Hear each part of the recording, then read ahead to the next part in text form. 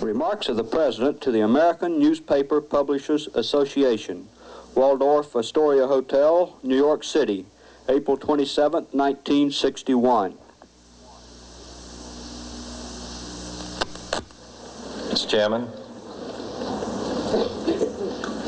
ladies and gentlemen, I appreciate very much your generous invitation to be here tonight.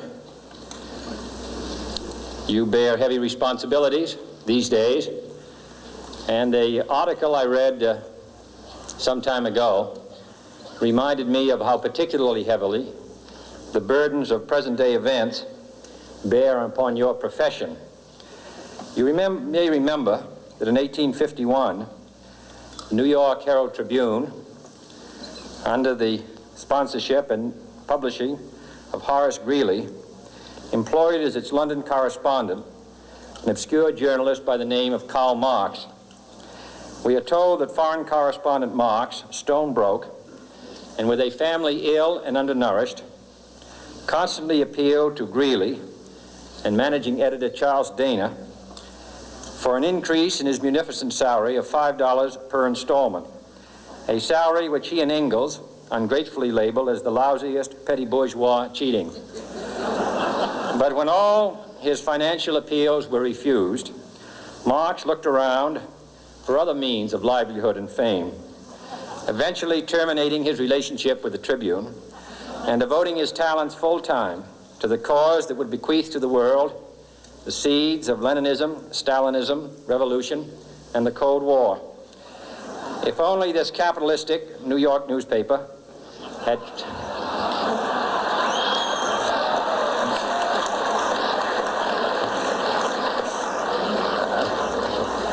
treated him more kindly,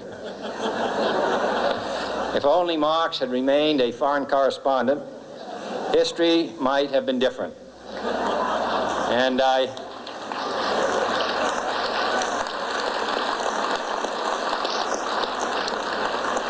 hope all publishers will bear this lesson in mind the next time they receive a poverty-stricken appeal from a small increase in the expense account from an obscure newspaper man.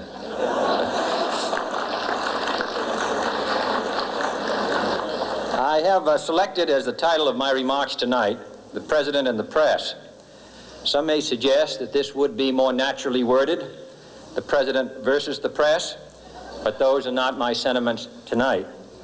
It is true, however, that when a well-known diplomat from another country demanded recently that our State Department repudiate certain newspaper attacks on his colleagues, it was unnecessary for us to reply that this administration was not responsible for the press, for the press had already made it clear that it was not responsible for this administration.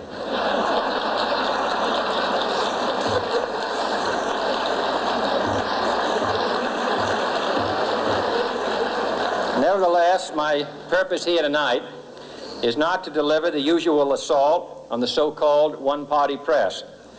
On the contrary, in recent months, I have rarely heard any complaints about political bias in the press, except from a few Republicans. Nor is it my purpose tonight to discuss or defend the televising of presidential press conferences. I think it is highly beneficial to have some 20 million Americans regularly sit in on these conferences to observe, if I may say so, the incisive, the intelligent, and the courteous qualities displayed by your Washington correspondents. Nor, finally, are these remarks intended to examine the proper degree of privacy which the press should allow to any president and his family. If, in the last few months, your White House reporters and photographers have been attending church services with regularity, that has surely done them no harm.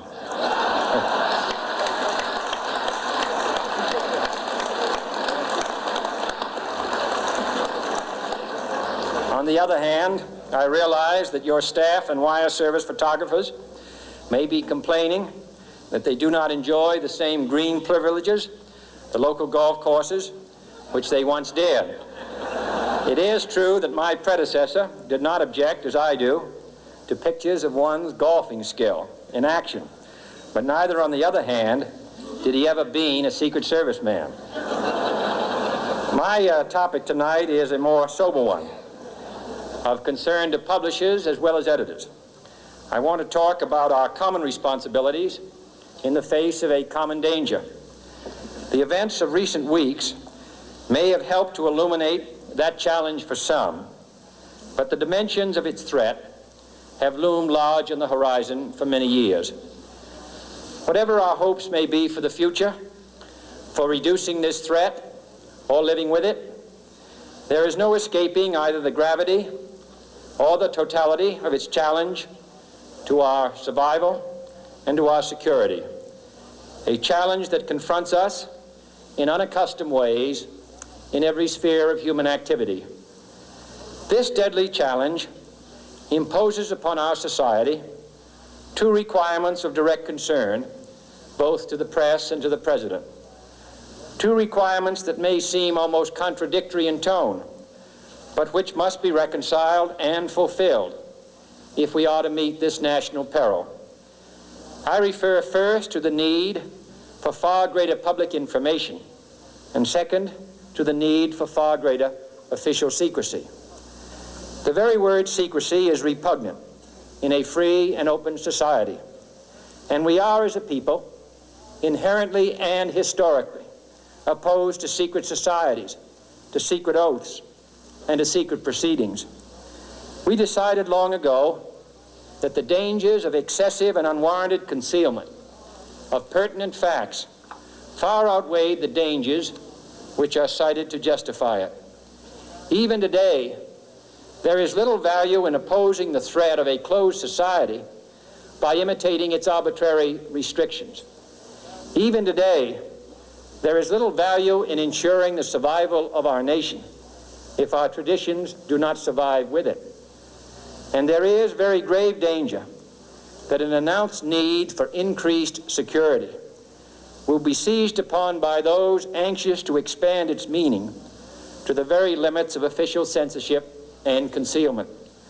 That I do not intend to permit to the extent that it's in my control. And no official of my administration, whether his rank is high or low, civilian or military, should interpret my words here tonight as an excuse to censor the news, to stifle dissent, to cover up our mistakes, or to withhold from the press and the public the facts they deserve to know. But I do ask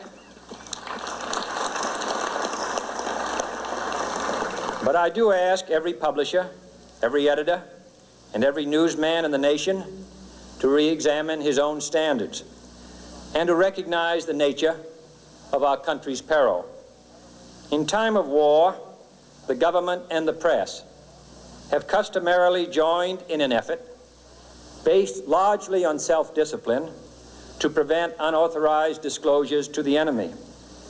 In times of clear and present danger, the courts have held that even the privileged rights of the First Amendment must yield to the public's need for national security. Today, no war has been declared, and however fierce the struggle may be, it may never be declared in the traditional fashion. Our way of life is under attack.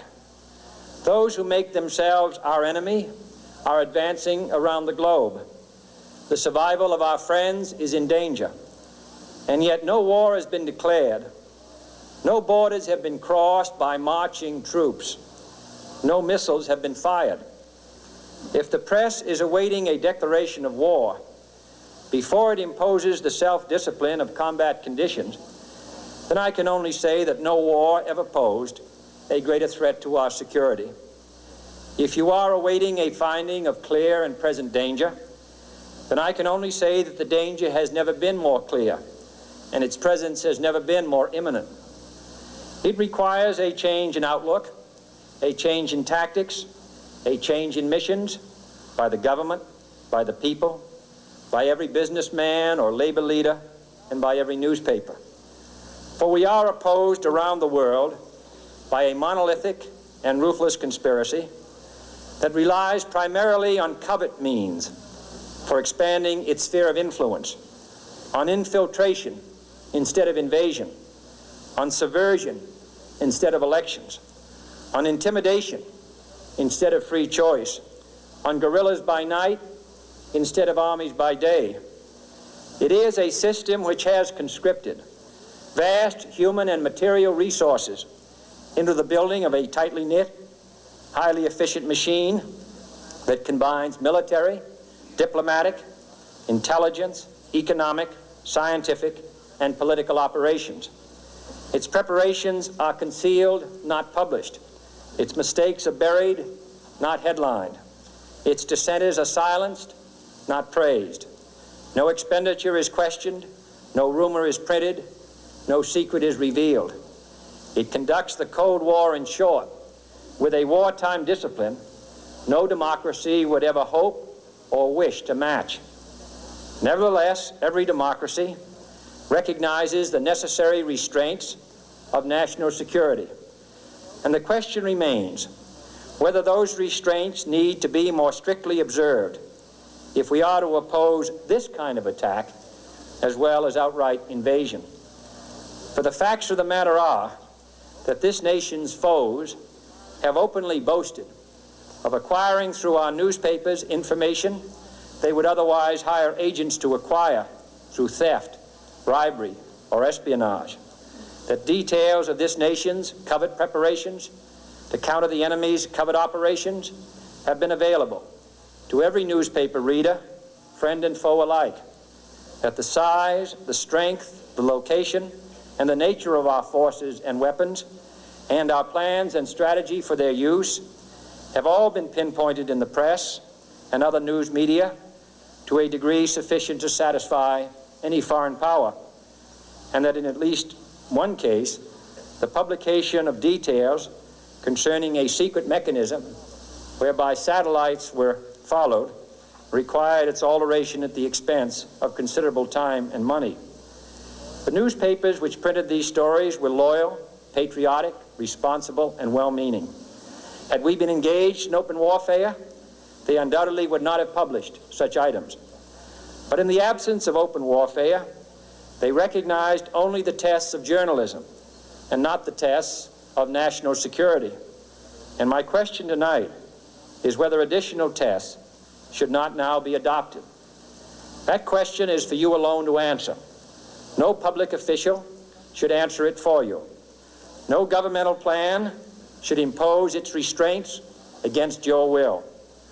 But I would be failing in my duty to the nation in considering all of the responsibilities that we now bear and all of the means at hand to meet those responsibilities if I did not commend this problem to your attention and urge its thoughtful consideration. On many earlier occasions I have said, and your newspapers have constantly said, that these are times that appeal to every citizen's sense of sacrifice and self-discipline. They call out to every citizen to weigh his rights and comforts against his obligations to the common good. I cannot now believe that those citizens who serve in the newspaper business consider themselves exempt from that appeal. I have no intention of establishing a new Office of War Information to govern the flow of news. I am not suggesting any new forms of censorship or new types of security classifications. I have no easy answer to the dilemma that I have posed and would not seek to impose it if I had one. But I am asking the members of the newspaper profession and the industry in this country to re-examine their own responsibilities, to consider the degree and the nature of the present danger, and to heed the duty of self-restraint which that danger imposes upon us all. Every newspaper now asks itself, with respect to every story, is it news? All I suggest is that you add the question, is it in the interest of national security? And I hope that every group in America, unions and businessmen and public officials at every level, will ask the same question of their endeavors and subject their actions to this same exacting test. And should the press of America consider and recommend the voluntary assumption of specific new steps or machinery, I can assure you that we will cooperate wholeheartedly with those recommendations. Perhaps there will be no recommendations. Perhaps there is no answer to the dilemma faced by a free and open society in a cold and secret war.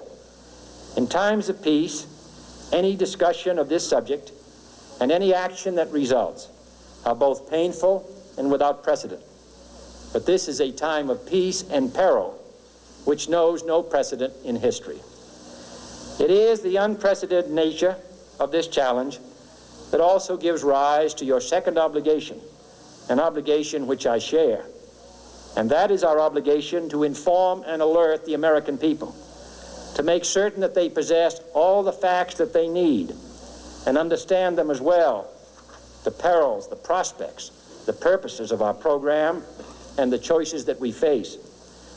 No president should fear public scrutiny of his program, for from that scrutiny comes understanding, and from that understanding comes support or opposition, and both are necessary.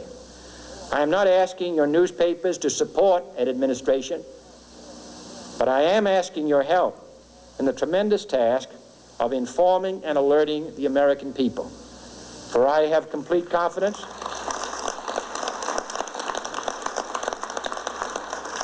in the response and dedication of our citizens whenever they are fully informed. I not only could not stifle controversy among your readers, I welcome it. This administration intends to be candid about its errors. For as a wise man once said, an error doesn't become a mistake until you refuse to correct it. We intend to accept full responsibility for our errors, and we expect you to point them out when we miss them. Without debate, without criticism, no administration and no country can succeed, and no republic can survive. That is why the Athenian lawmaker Solon decreed it a crime for any citizen to shrink from controversy. And that is why our press was protected by the First Amendment, the only business in America specifically protected by the Constitution, not primarily to amuse and entertain, not to emphasize the trivial and the sentimental, not to simply give the public what it wants, but to inform, to arouse, to reflect, to state our dangers and our opportunities, to indicate our crises and our choices, to lead, mold, educate, and sometimes even anger public opinion. This means greater coverage and analysis of international news, for it is no longer far away and foreign, but close at hand and local. It means greater attention to improved understanding of the news, as well as improved transmission. And it means, finally, that government at all levels must meet its obligation to provide you with the fullest possible information outside the narrowest limits of national security, and we intend to do it. It was early in the 17th century that Francis Bacon remarked on three recent inventions already transforming the world: the compass, gunpowder, and the printing press. Now the links between the nations, first forged by the compass, have made us all citizens of the world, the hopes and threats of one becoming the hopes and threats of us all. In that one world's effort to live together, the evolution of gunpowder to its ultimate limit has warned mankind of the terrible consequences of failure. And so it is to the printing press, to the recorder of man's deeds, the keeper of his conscience, the courier of his news, that we look for strength and assistance, confident that with your help, man will be what he was born to be, free and independent.